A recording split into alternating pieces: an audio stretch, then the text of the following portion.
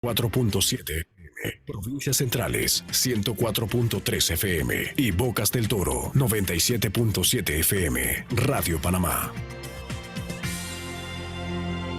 Iniciamos Agenda Ciudadana, un espacio periodístico participativo en favor de la sociedad, conducido y dirigido por la periodista Bárbara Bloise. La cultura, la ciencia, sociedad, derechos humanos, la familia y la mujer tiene su Agenda Ciudadana. Bienvenidos.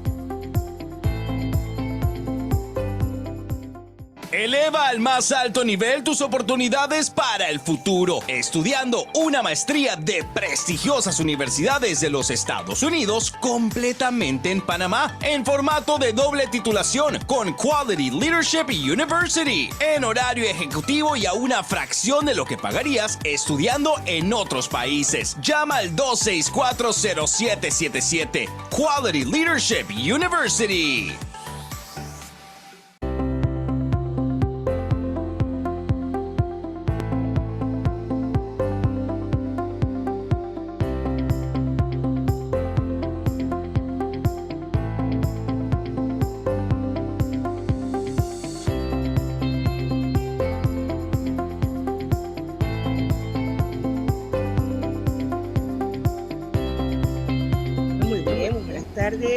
Bienvenidos a su programa Agenda Ciudadana. Gracias por acompañarnos en este momento tan especial de aquí, desde Coronado. Estamos en la sede especial de El Hombre de la Mancha. Gracias a Orit Betech y a todo su personal que está con nosotros y nos ha permitido estar con este maravilloso lugar con libros de última generación, con autores, escritores, temas, literatura de todo tipo, clásica, histórica, universal, panameña.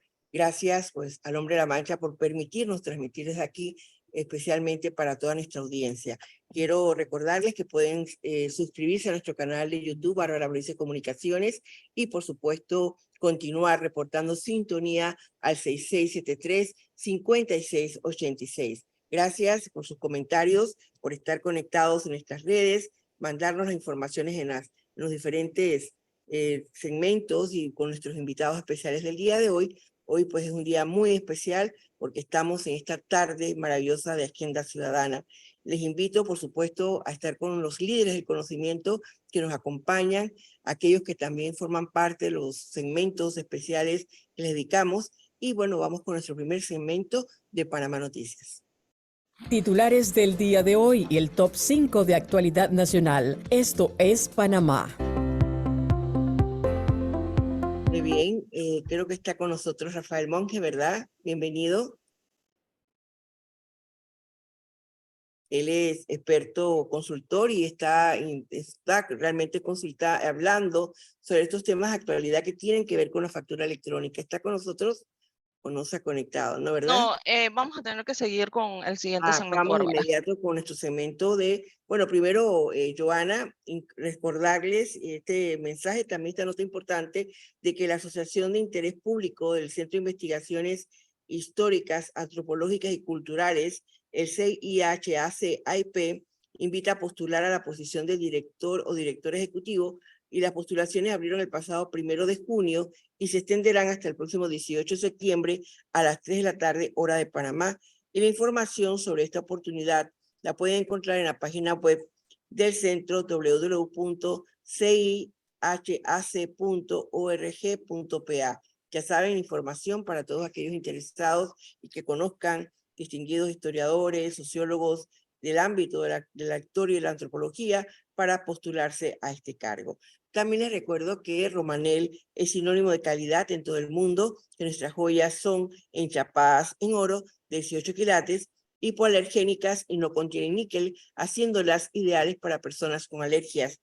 Además, no se ponen negras ni pierden el color y son artículos con enchapados en oro, como les dije anteriormente, 100% garantizados. Pueden seguir en sus redes a Romanel Panamá, especialmente para conocer aún más todo lo que ofrece esta importante empresa que acompaña y apoya Agenda Ciudadana. Vamos al segmento de Ciencia en Panamá y regresamos con ustedes. El futuro es hoy.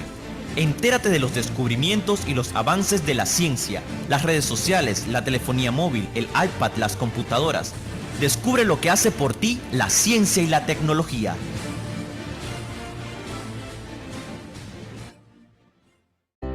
Muy bien. Bueno, y en el artículo de la semana, gracias a la prensa, es autoría de la doctora Mariana León, vicerrectora académica e investigadora de Quality Leadership University, investigadora del Centro de Investigaciones Educativas de Panamá, CIEDU, e integrante de Ciencia en Panamá. En el artículo titulado El potencial mejor aliado de la educación, la autora nos indica que en los últimos años la inteligencia artificial, conocida por sus siglas IA, ha revolucionado la educación, especialmente a través de chatbots basados en ella, como ChatGPT. Estos chatbots actúan como tutores virtuales brindando explicaciones claras y concisas, respondiendo preguntas y resolviendo dudas al instante.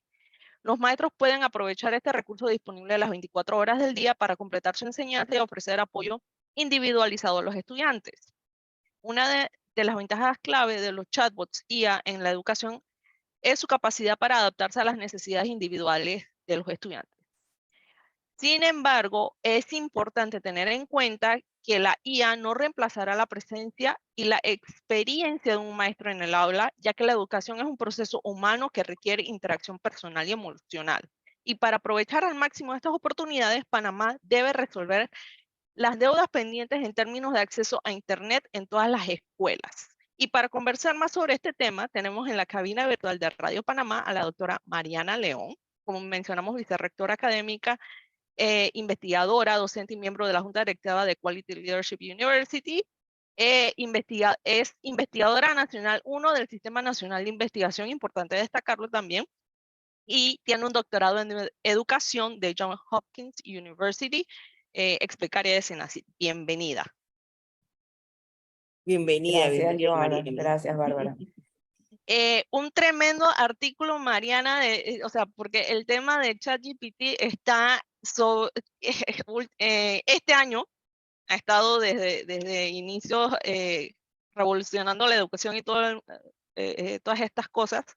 Como bien mencionabas, un potencial aliado, porque no es que usemos la inteligencia, o sea, muchos pensamos, es que la inteligencia artificial va a reemplazar a los humanos, pero obviamente esto es tomando en cuenta que la revolución industrial 4.0 trae muchos cambios y con ellos nosotros como seres humanos profesionales tenemos que adaptarnos cómo van a ser estos cambios en nuestras profesiones, ¿no?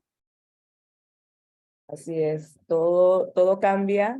Estamos en una época en donde los cambios son constantes, son diarios, y nosotros tenemos que acercarnos y adaptar y aceptar estos cambios que vienen. Y yo creo que ChatGPT tiene muchos detractores, tiene muchas personas que lo aman, yo soy una de ellas, lo uso todos los días para múltiples cosas, y yo creo que es importante que cuando sale una nueva tecnología, siempre verlo como una oportunidad, siempre verle los aspectos positivos, y estando nosotros en educación, estando muy preocupados por el estado de la educación en nuestro país, vemos el potencial enorme que tiene la inteligencia artificial.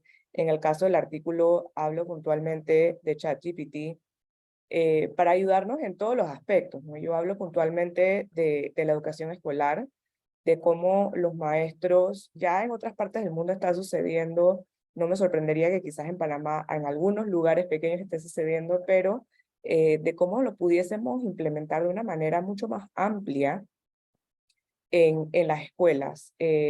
Los maestros a veces dicen ChatGPT, no, eso es para plagio, eso es lo que los estudiantes usan para que alguien les escriba sus papers.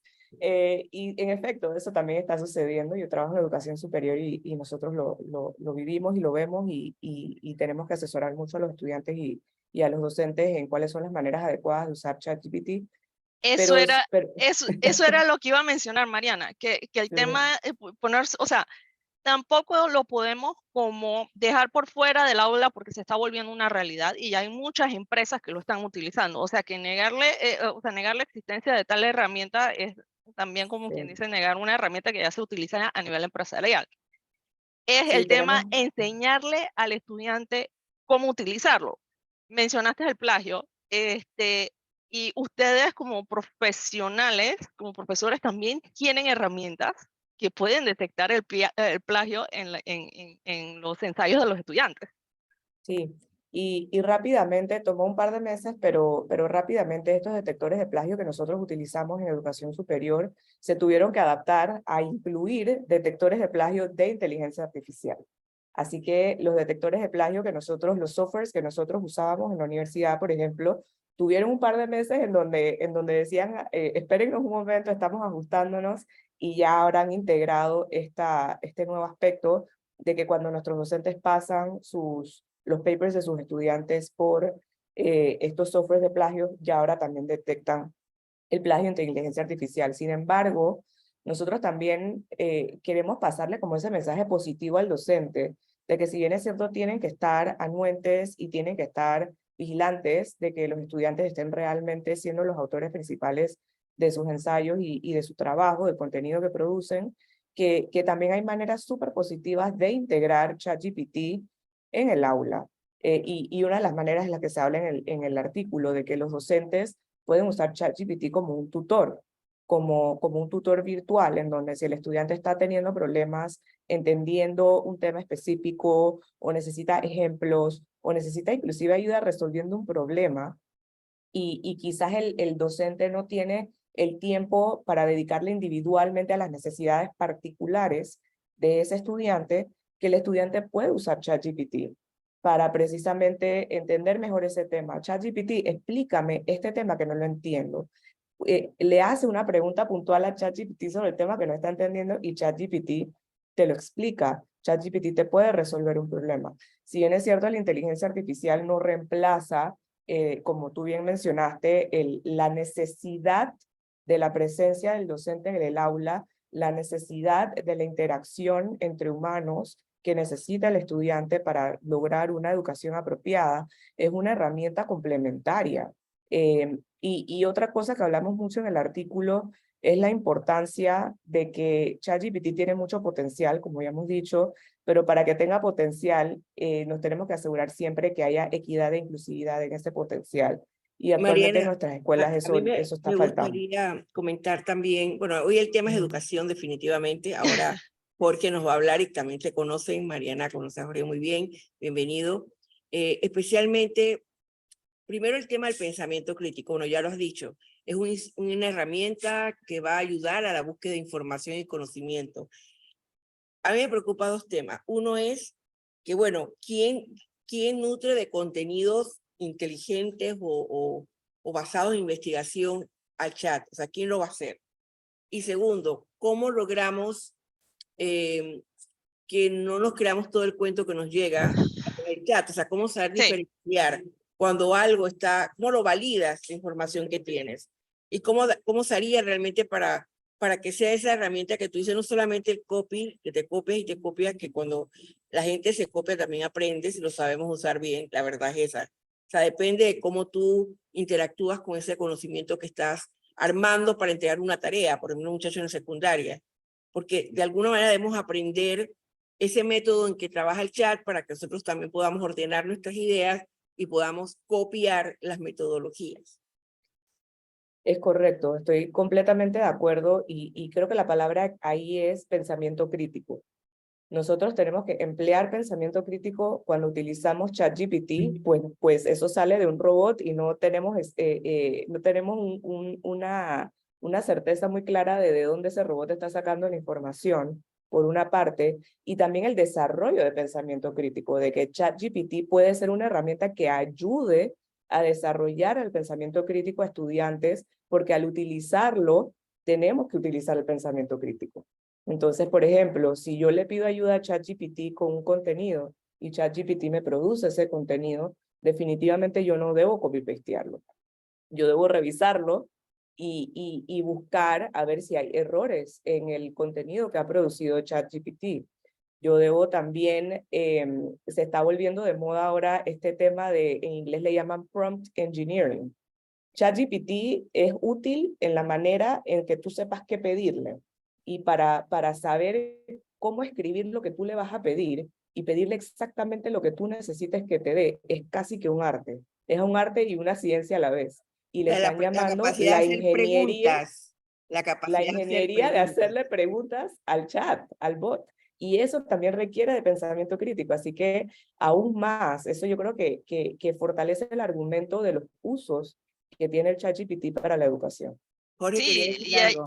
Sí, Jorge, correcto. Antes de pasar donde Jorge, para recalcar la idea de que ha mencionado Mariana y de la pregunta de Bárbara, es el tema del pensamiento crítico.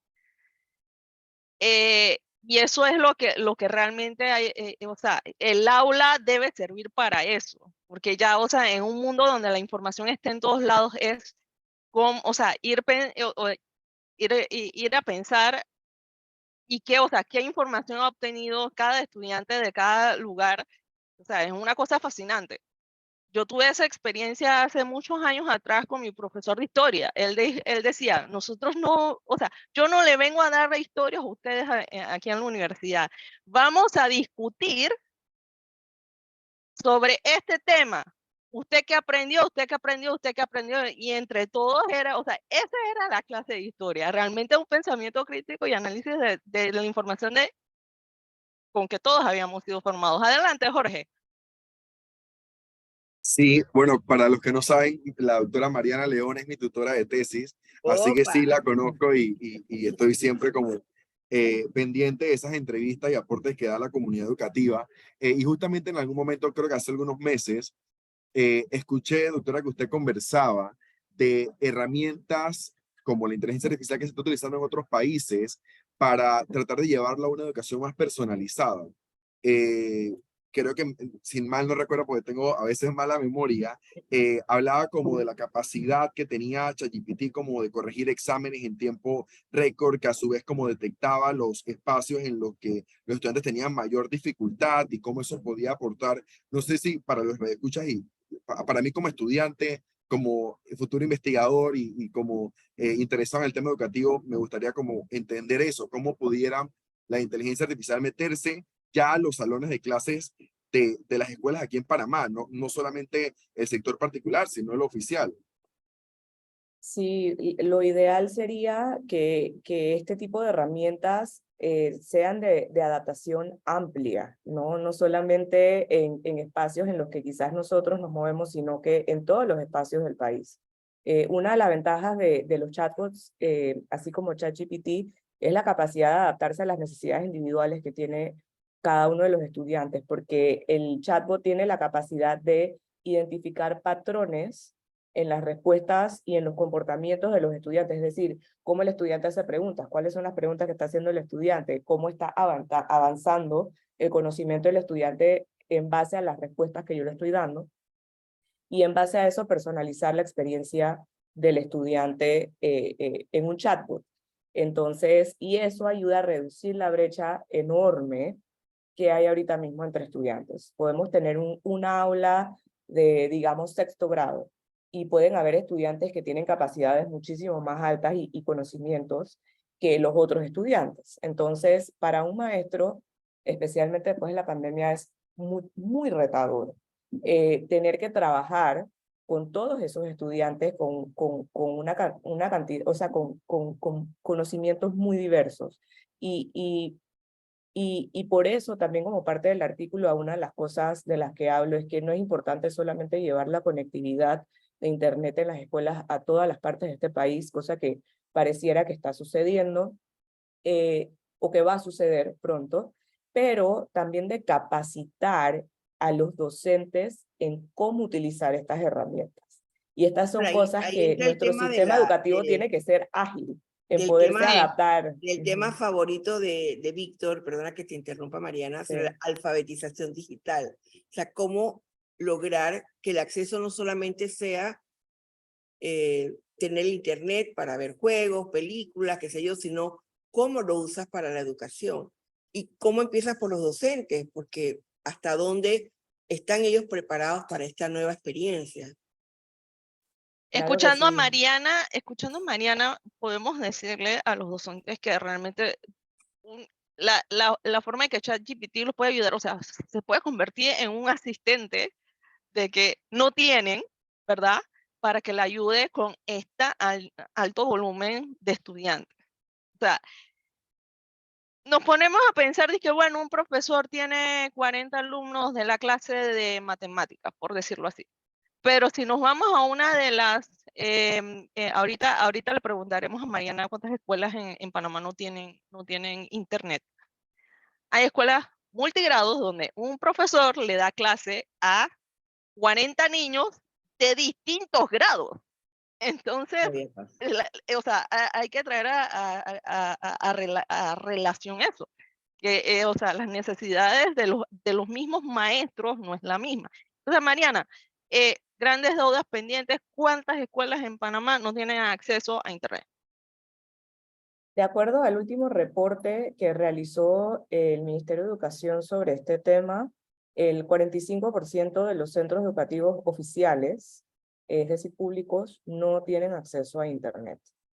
Parece que hay una gran iniciativa por parte de la AIG en lograr la cobertura al 100% a través de la llegada de Starlink, pero pues eso todavía está en desarrollo, no es algo que está por verse, tenemos que ver que realmente suceda y nosotros como sociedad también empujar a que ocurra. Nosotros también tenemos que involucrarnos y podemos involucrarnos en exigir que esto ocurra, porque vemos todo lo que está sucediendo, los pasos agigantados que está tomando la tecnología en desarrollarse y las oportunidades que esto le da a los estudiantes y a los docentes, pero si las escuelas no tienen internet, no podemos ni siquiera pensar en esta implementación.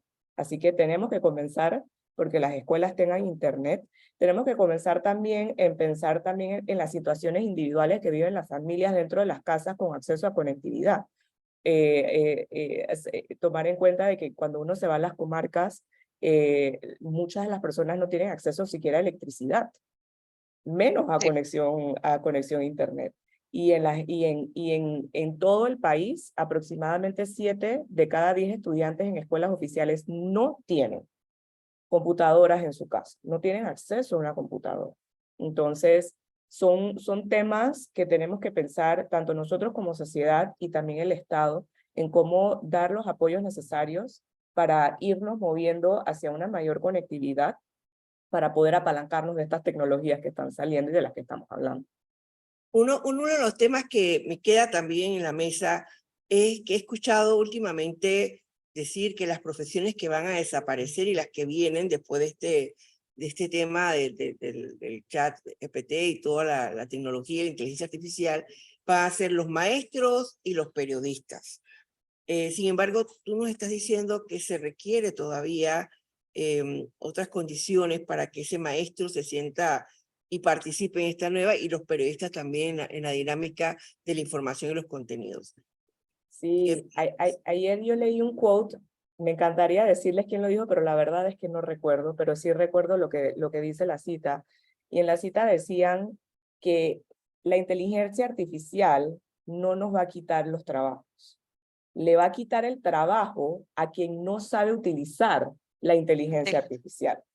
Los humanos seguimos siendo y seguiremos siendo necesarios para hacer todos los trabajos que hay, pero en la medida de que nosotros como seres humanos sepamos implementar las nuevas tecnologías que están viniendo. Entonces, por eso es que hablamos de y no poniéndolo en un contexto negativo, sino más bien en un contexto positivo. Docente, el mejor potencial aliado que tienes ahorita mismo para ayudarte es la inteligencia artificial. Úsala, aprende a utilizarla, enséñale a tus estudiantes cómo utilizarla. Eso yo creo que es lo más importante, que se sientan motivados a querer implementar estas nuevas tecnologías. Muy bien. Sí, el tema del pensamiento crítico, la comunicación, otra de las cosas que parece mentira, pero no es un fenómeno solamente de Panamá, es que se está perdiendo el escribir correctamente.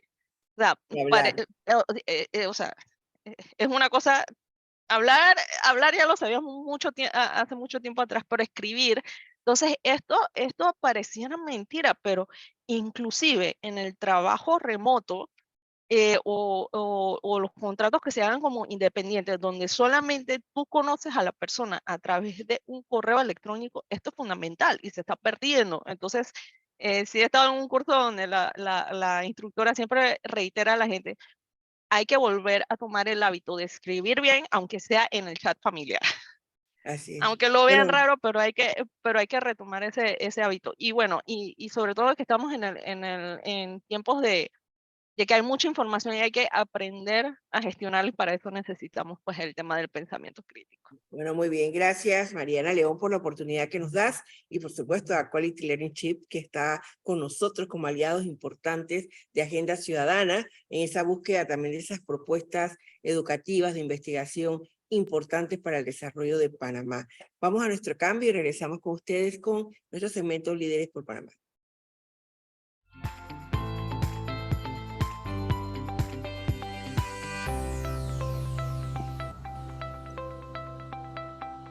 Eleva al más alto nivel tus oportunidades para el futuro, estudiando una maestría de prestigiosas universidades de los Estados Unidos completamente en Panamá, en formato de doble titulación con Quality Leadership University, en horario ejecutivo y a una fracción de lo que pagarías estudiando en otros países. Llama al 264-0777. Quality Leadership University.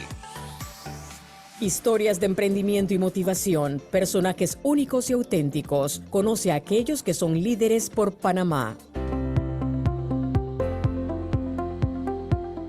Bien, gracias. Vamos con nuestro segmento Líderes por Panamá con Jorge Bloise, que es precandidato a la candidatura a un diputado independiente del circuito 84. Bienvenido, Jorge, gracias por estar con nosotros y darnos la oportunidad de hablar de un tema que tiene que ver con educación, el derecho a la educación y cómo la corrupción impacta en esa posibilidad que tiene toda la población panameña de llegar, y especialmente conocer cuál es la propuesta y la visión que tienes tú en ese camino a que la juventud, primero, la política, la transparencia, pueda tener un lugar y un espacio importante en la sociedad. Adelante.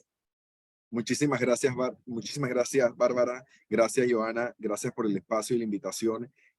Bueno, realmente en los últimos meses, desde el 15 de agosto del 2022, iniciamos un recorrido por la libre postulación en la búsqueda de firmas para consolidar esta candidatura independiente.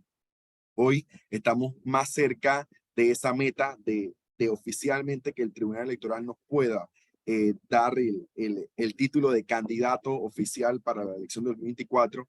Y durante este recorrido he escuchado de muchos vecinos, amigos, familiares, residentes del circuito 84 en general, la preocupación de que cada vez son más públicos los actos de corrupción. Caminando justamente en el corregimiento de Juan Díaz, veíamos la escuela de Néstor Lefebvre, una escuela recién remodelada, con más de 50 aulas, con tecnología, con laboratorio, con gimnasio, con cosas que mejorar, como todos los centros educativos siempre tendrán área de mejora, pero con una escuela bastante moderna y que muchos residentes del corregimiento, de la comunidad, están como dándole seguimiento a esta importante obra, y me puse a calcular cuántas escuelas como estas pudiéramos hacer. Escuelas que atienden aproximadamente a 1.000 estudiantes, más de 1.000 estudiantes en la matrícula, y en todo este caminar, yo decía, bueno, si los fondos que según organismos internacionales hablan de entre 500 a 1.000 millones de dólares que se van cada año en corrupción, yo decía, bueno, pudiéramos tener más de 100 escuelas como estas. Con la obra costó casi 10 millones de dólares, más de 50 aulas, como dije. Entonces yo decía, pudiéramos tener más de 50 escuelas, más de 100 escuelas, perdón, con más de 50 aulas cada una, con laboratorio, con gimnasio, remodelada, con todas las condiciones y acceso a los servicios básicos, y empezó la preocupación por entender, ¿no?, cómo está afectando la corrupción nuestra educación, la falta de oportunidades, y cómo esto, con los escándalos que casi a diario escuchamos, vemos y al final sentimos porque nos roban oportunidades, entender que necesitamos mejor representación en todos los puestos, no solo únicamente a lo que estamos acostumbrados a pensar y es en el presidente, sino en los gobiernos locales, en los representantes, en los diputados y en los alcaldes que fungen una función importantísima y que en la cotidianidad de nuestra vida tal vez hemos dejado ese rol importante a un lado y nos enfocamos es en la figura presidencial. Jorge, y disculpa que te interrumpa, pero este año yo no sé si es que se ha vuelto más notorio o qué, el tema de que se han caído abanicos en los salones mientras los niños están dando clases, se han caído parte de la fachada y han salido estudiantes o maestros, ¿verdad? Otras escuelas de que ya las han tenido que sacar a los muchachos y moverlos a centros comerciales y medio que adaptarlos para dar clases. Sí, de hecho, esto va muy ligado al tema de mantenimiento. Nosotros, y en Panamá, no hablo solo de las escuelas, en general somos bastante repetitivos en inaugurar obras y olvidarnos del mantenimiento de la obra.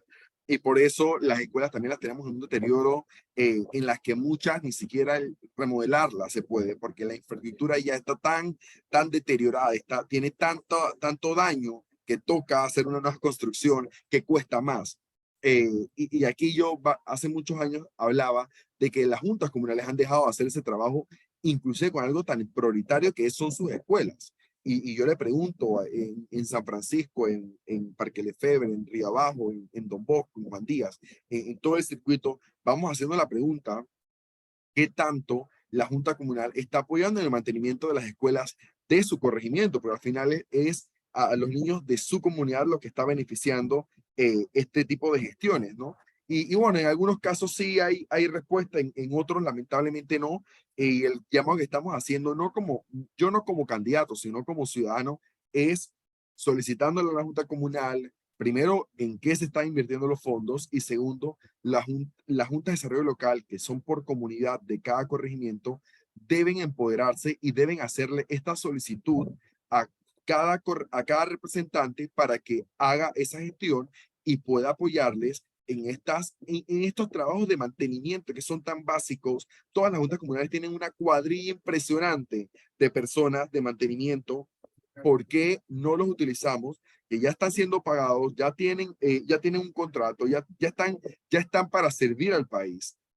¿Por qué no los usamos para darle mantenimiento a las escuelas? A veces las escuelas cuentan con presupuesto limitado. Muchas otras veces tienen acceso a fondos como el FESE y no se usa, pero utilizar la mano de obra que tenemos y es parte del trabajo que tiene que haber entre las instituciones y lastimosamente nos hace falta.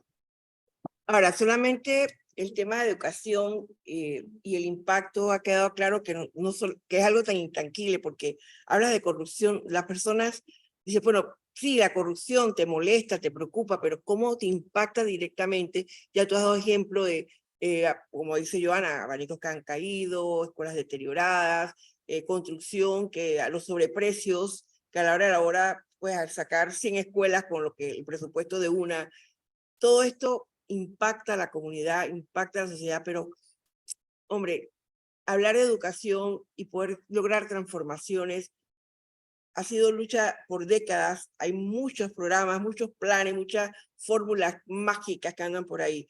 ¿Cuál sería para ti la prioridad? ¿Por dónde empezar para el tema de educación y realmente lograr ese cambio que se necesita?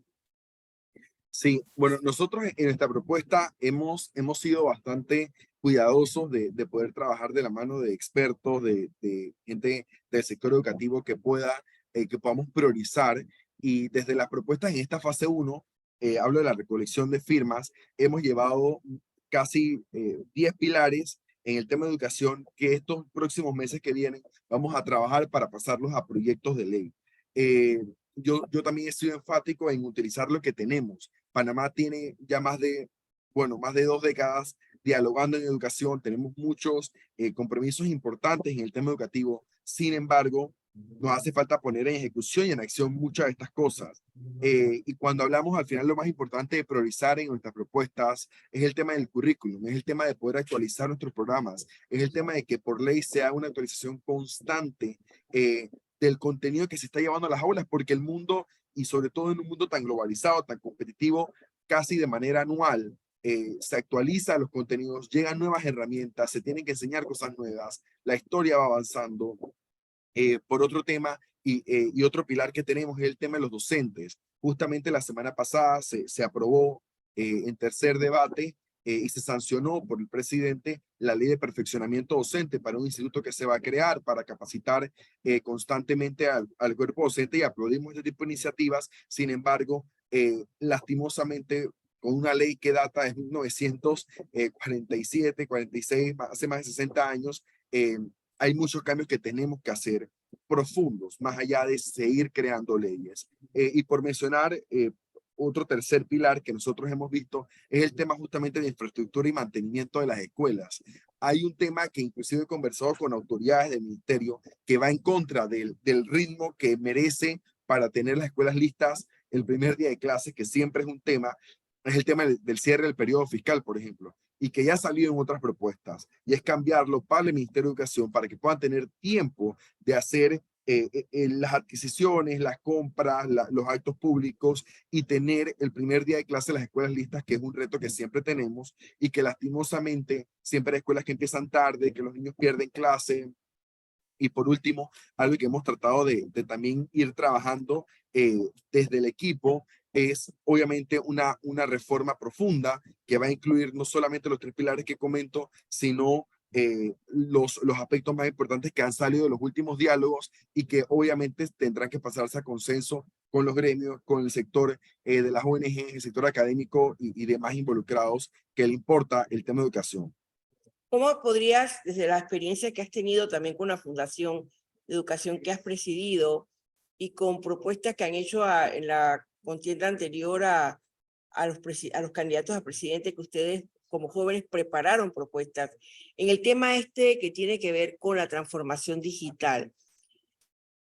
Como diputado, como candidato, y ahora que estás en este camino a la política, ¿cómo crees tú qué tipo de leyes, qué tipo de normas, de políticas públicas se podría proponer para lograr ese gran salto que necesita Panamá en transformación digital? Sí, y es curioso porque lo que menciona, y bueno, sé que aquí en el programa bastantes veces se ha hablado de ello, de la alfabetización digital, porque estamos como todavía muy enfocados en la alfabetización, en poder que la gente pueda leer, pueda escribir, pero no nos hemos dado cuenta en los últimos años que la tecnología va a la velocidad de la luz, y que definitivamente mucha gente se está quedando atrás, porque hoy día acceder a la tecnología no es solamente un tema de recreación, sino que desde los servicios básicos hasta temas de movilidad, de alimentación y demás, se está viendo y se está necesitando la tecnología para esto. Nosotros, y ahí vuelvo, apostamos a un tema de cambios en los programas de estudio, en lo que se está llevando desde el pensum académico, porque en muchas aulas todavía estamos viendo el tema de la materia de tecnología o el tema de tecnología como la materia exclusiva de informática. Esa materia que está concentrada en utilizar las herramientas que tiene la computadora, y no viéndolo tan amplio como es el tema de la tecnología, el acceso, manejo de los datos, el acceso a las herramientas. Así que lo primero que ligamos con el tema y la importancia de esto es poder actualizar nuestros programas de estudio, sobre todo en el área de informática, para llevarlos de una manera más amplia al tema de tecnología, y por otro lado garantizar el acceso no solamente a recursos de manera a cada estudiante, sino que los centros estén equipados con internet, que lastimosamente, a pesar de que tenemos un número importante, digamos, de centros que cuentan con internet, cuando los vamos a ver no funciona, tiene la capacidad muy baja. Entonces ya están llegando herramientas nuevas. Llegó hace unas semanas el proyecto Starlink, que está diseñado sobre todo para poder, para lugares como las escuelas que tienen poco acceso a internet, y en las comarcas y demás. Ya hemos visto en estos últimos días personas que han tenido la buena voluntad de llevarlo, y la la capacidad que tiene este tipo de herramientas para que estos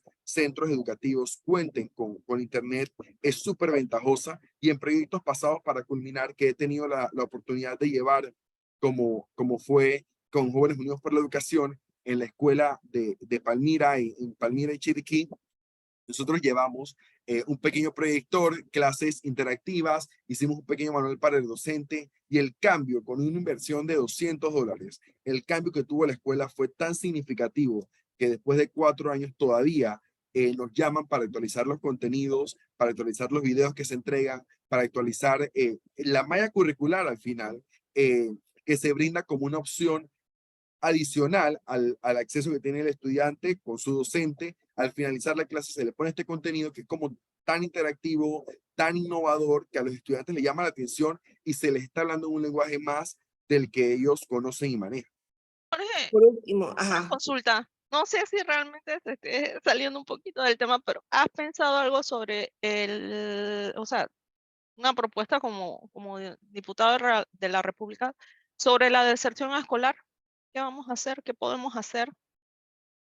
Sí, es un tema amplio, definitivamente que no va a ser una sola propuesta la que pueda acabar el tema de la deserción. Son en varias líneas, y porque cuando vemos, por ejemplo, documentos de UNICEF que hizo recientemente lo hizo sobre el tema de deserción escolar, hay un tema de nutrición que va incluido, hay un tema de poco acceso al centro educativo que está incluido, y hay un tema también que aquí entra también a veces la inteligencia artificial, de utilizar estas nuevas herramientas, porque hay no solamente desatención, sino un poco interés en ir a la escuela. Y hay comunidades muy vulnerables donde hay una necesidad de trabajo del niño y no se prioriza la educación. Entonces otros países han llevado leyes, por ejemplo, de modalidades flexibles. Hay niños que están en áreas tan vulnerables, tan peligrosas, donde no se pueden movilizar diariamente a la escuela, por ejemplo, donde eso acarrea un costo tan alto que el padre no lo puede atender. Hay niños en los hospitales, hay niños privados de libertad, hay jóvenes que se les limita el acceso a la educación, y este tipo de modalidades flexibles, que es algo que muy poco se tiene en Panamá, permite el acceso justamente a estos jóvenes que tienen dificultades para acceder a la escuela, y en otros casos, mejorar la administración del fondo, del uso del FESE para cada escuela, permite tener estas herramientas y estos recursos para justamente atender estas necesidades puntuales por poner un ejemplo, el tema de la alimentación, que sí es un tema grave, sobre todo en las comarcas y en algunas provincias donde, y según los informes que se han hecho, hay padres de familia que no mandan a sus hijos porque no tienen cómo alimentarse en el centro. Entonces, garantizar la alimentación, garantizar este tipo de oportunidades amplias de que puedan acceder a la educación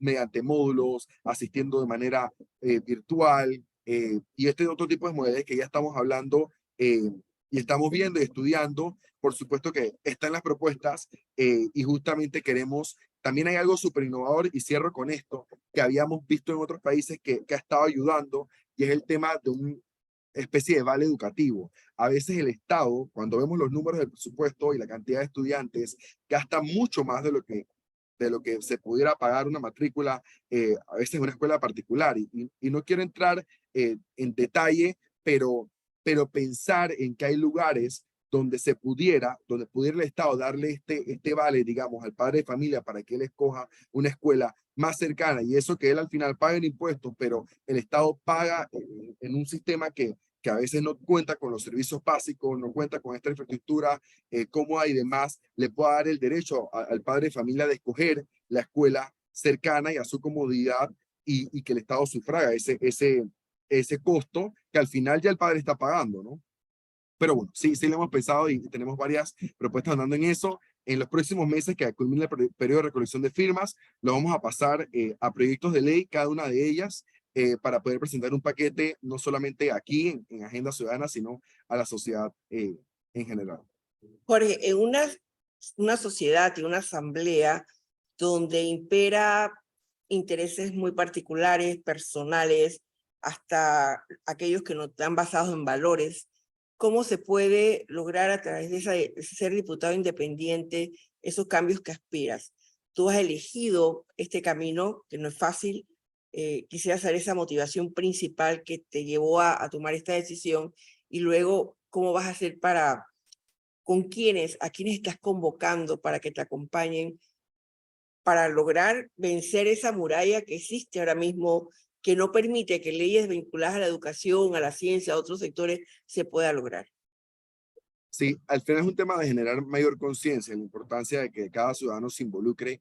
Definitivamente va a hacer falta apoyo una vez lleguemos a la asamblea, pero el apoyo de la sociedad civil, de los padres de familia, de los educadores, es fundamental para lograr este tipo de objetivos. He tenido experiencias ya previas de estos proyectos en la asamblea que se llevan con un interés genuino, bueno, noble, y lastimosamente pareciera como que allá no pasa. Entonces, lo que hemos hasta este momento, sin ser diputado, pero como ciudadano, hemos logrado para que esto pase es al final el apoyo de las fundaciones, del sector académico, que da respaldo y le dice a esos diputados, mira, esto no se trata de un interés personal, se trata de un interés colectivo, y es la manera de poder hacer presión. Al final yo seré la voz de un circuito que espero poder representar y que espero su acompañamiento, digamos, para poder justamente demostrarle a los otros 70 diputados de que cuando hay un interés bueno, en una ley buena que beneficie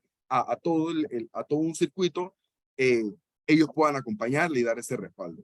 Muchas gracias por la participación en nuestro programa y te deseo el mejor de los éxitos, Jorge Bloise, para en este camino importante que ya estamos en esta recta para empezar otro proceso importante en estas elecciones.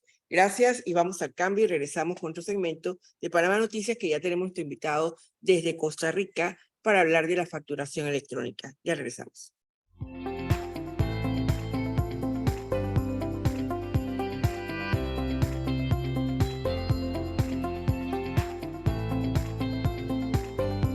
Eleva al más alto nivel tus oportunidades para el futuro, estudiando una maestría de prestigiosas universidades de los Estados Unidos completamente en Panamá, en formato de doble titulación con Quality Leadership University, en horario ejecutivo y a una fracción de lo que pagarías estudiando en otros países. Llama al 264-0777. Quality Leadership University.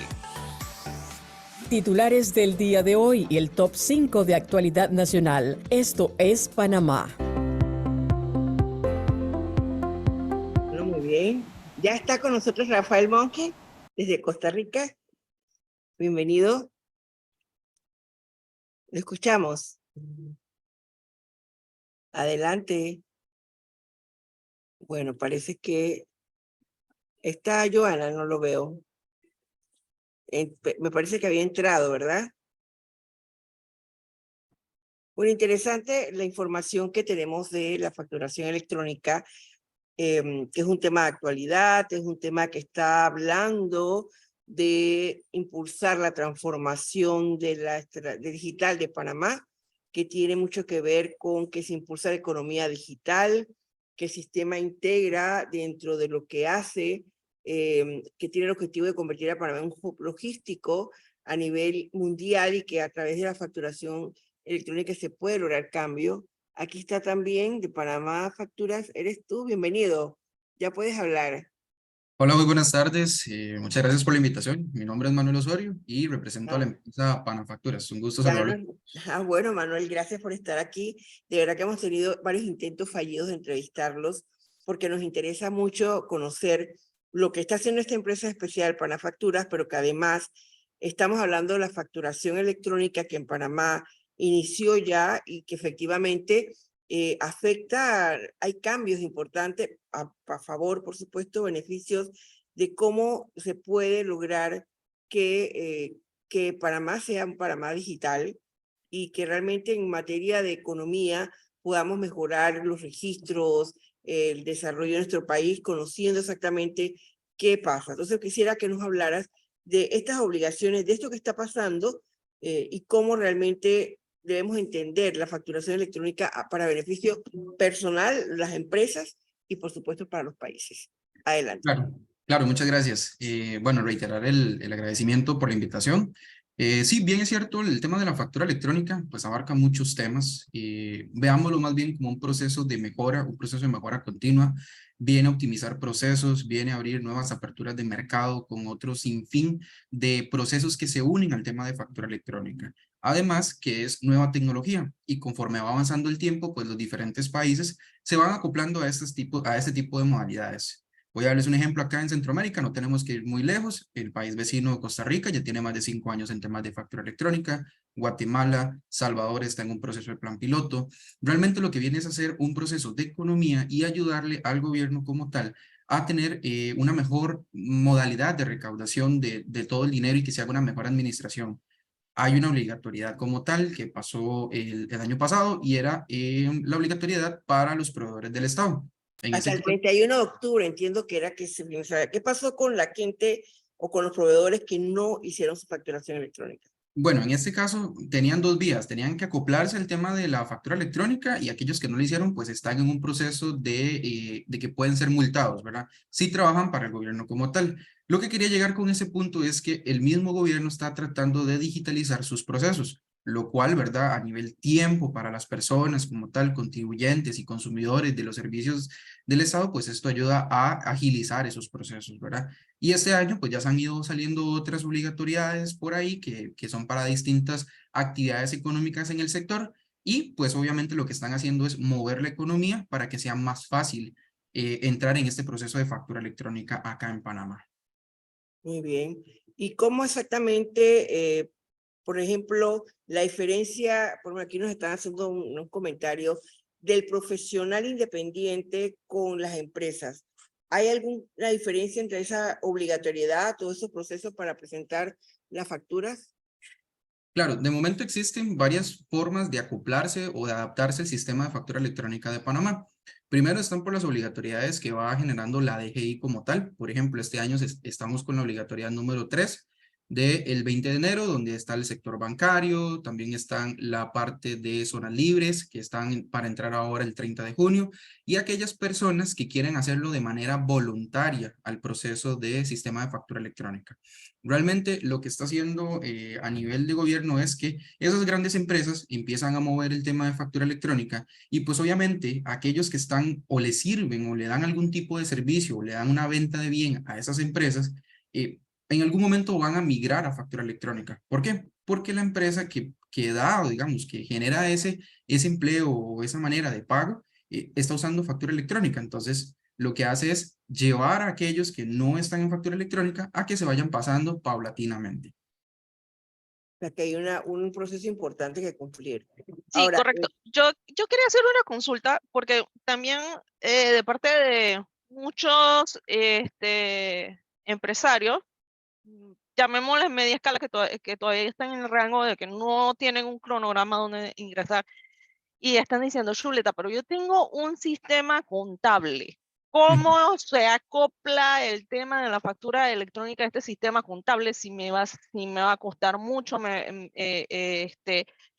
para que este empresario, o sea, obviamente la factura electrónica va a llegar a todos lados en algún momento dado y para que vaya informándose y tomando la decisión pues de migrar?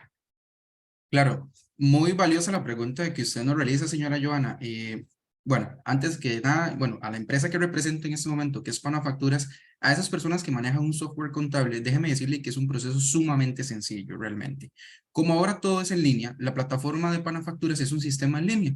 Entonces, para los contadores, por ejemplo, el famoso Peachtree, nosotros podemos integrarlo de tal manera que la persona no va a utilizar una nueva plataforma.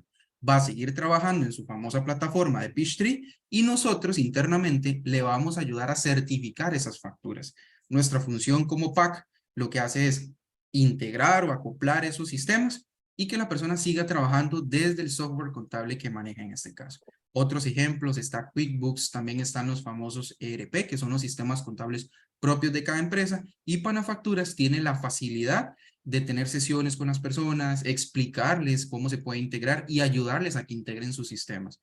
Entonces, más bien, invitamos a esas personas que si tienen alguna duda, se comuniquen con nosotros, les damos la asesoría que requieran y les ayudamos a que vayan poco a poco entendiendo cómo podemos ayudarles a integrar esos sistemas. Y es algo sumamente Una sencillo. pregunta que nos llega acá a nuestro chat al 6673-5686. ¿Cómo, ¿Cómo ayuda lo que ofrece Panafactura en cuanto al tema del registro de las facturas para el momento de la declaración de renta? ¿Ayuda de alguna manera?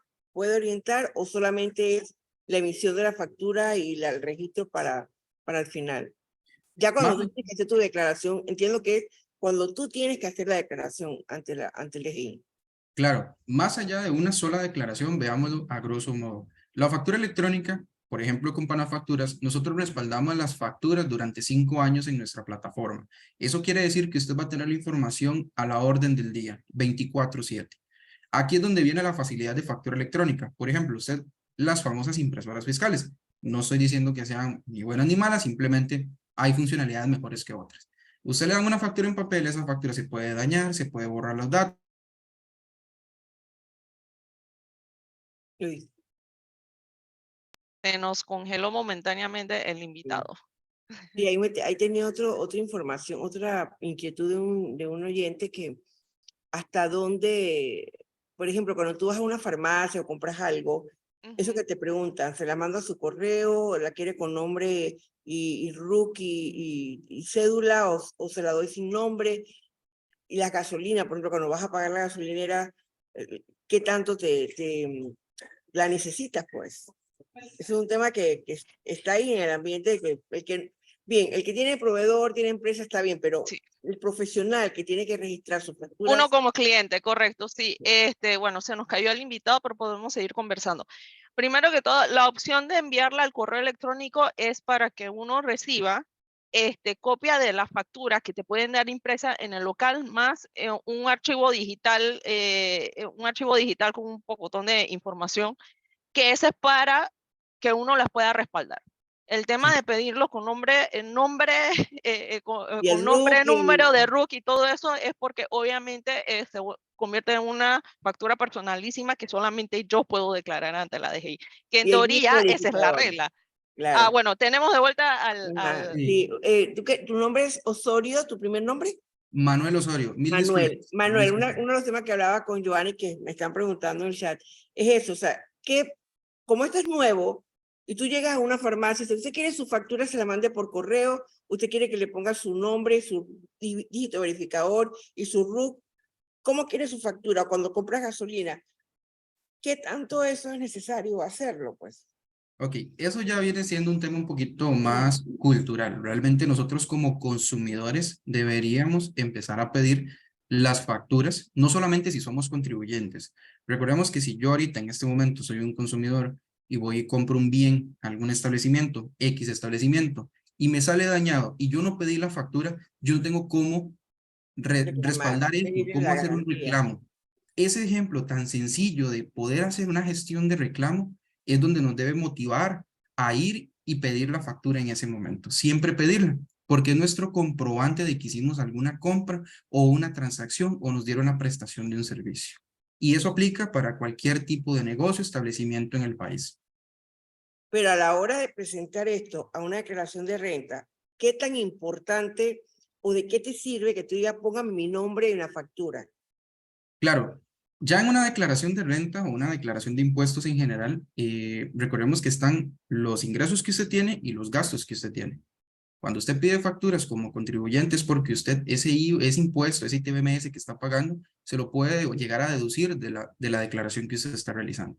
Entonces, así como usted paga impuestos, también cobra impuestos. Entonces, ahí es donde se hace un balance al presentar declaraciones.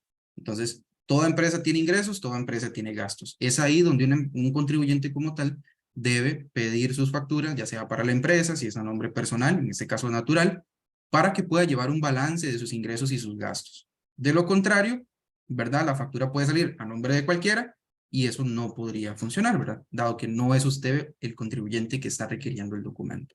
Muy bien. Bueno, gracias por la oportunidad que nos da. Solamente pues preguntan dónde pueden conseguir información de Panafacturas, si quieren llamarlos. Claro, para contactarse con nosotros existen diferentes medios. Los invito a que nos contacten en la central telefónica 310-9691. Si quieren escribirnos por WhatsApp, pueden hacerlo al 6280-9020 Y si quieren escribirnos por correo electrónico es info@panafacturas.com. Nada más reiterar, 310-9691, la central telefónica, y el WhatsApp 6280-9020. Bueno, muy bien. Bueno, muchas gracias y ya se nos acabó el tiempo en nuestro programa. Agradecida por el Hombre de la Mancha que está aquí en Coronado, toda esta belleza, la verdad que estar en un ambiente rodeada de libros siempre va a ser bueno. Los libros van a seguir siendo nuestros aliados principales. Y bueno, lo que tú decías, Joana, hace un momento sobre la escritura, no se puede escribir si no se lee. Hay que leer para poder escribir y para poder expresarte y tener vocabulario y tener capacidad de proyectarte y tu pensamiento crítico. Todo está vinculado a esa maravillosa experiencia que da la lectura. Y ayuda mucho justamente a eso, el tema de escribir correctamente. O sea, a medida que uno se culturaliza. Así es. Bueno, gracias Pinky Concepción por tu apoyo desde los controles de Radio Panamá y los invitamos a seguir en sintonía en la programación regular de Radio Panamá y por supuesto seguir en nuestras redes sociales @Bárbara Bloise y el canal de YouTube Bárbara Bloise Comunicaciones. Muchas gracias, que la pasen muy bien todos. Gracias Joana por tu compañía y apoyo.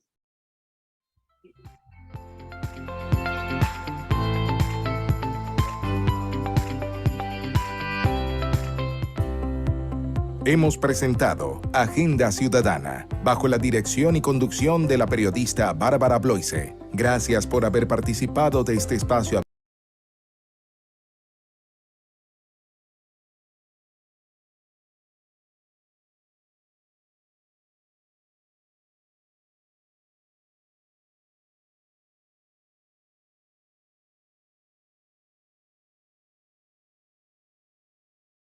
La gente de nosotras está en la rocha.